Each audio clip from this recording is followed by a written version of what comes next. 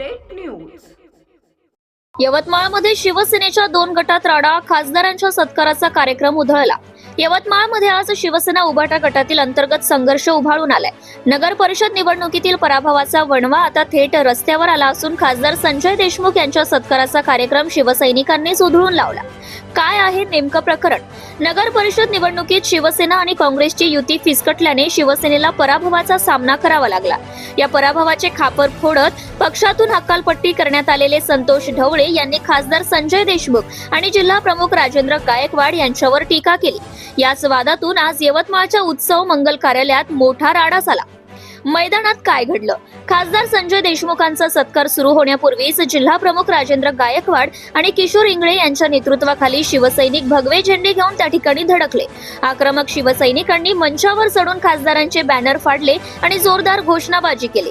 जे काँग्रेसचं काम करतात ते शिवसैनिक कसले, ते तर गद्दार आहेत, अशा शब्दात गायकवाड यांनी ढवळे गटावर हल्लाबोल केला।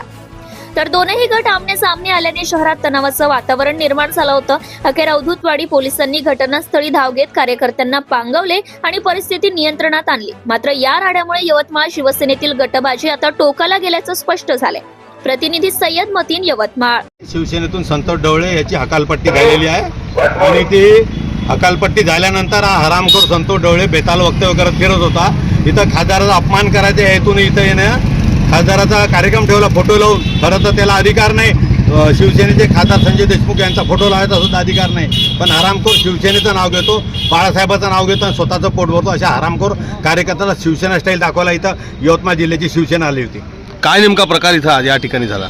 या ठिकाणी आम्हाला दिसलं की संतोष ढवळे यांनी त्याचे बेताल कार्यकर्ते इथं खासदार अपमान करणार आहे असं आम्हाला माहीत पडलं आणि शिवसेनेचा अपमान करणारा हे शिवसेनेला आव्हान देण्याची भाषा करत होता। त्याला आज आम्ही त्याची जागा दाखवून दिलेली आहे। ते एकनिष्ठ शिवसैनिक म्हणवत आहे। शिवसैनिक काही नाही, ते गद्दार आहे साले, हरामखोर शिवसैनिक कसले आले, गद्दार आहे साले।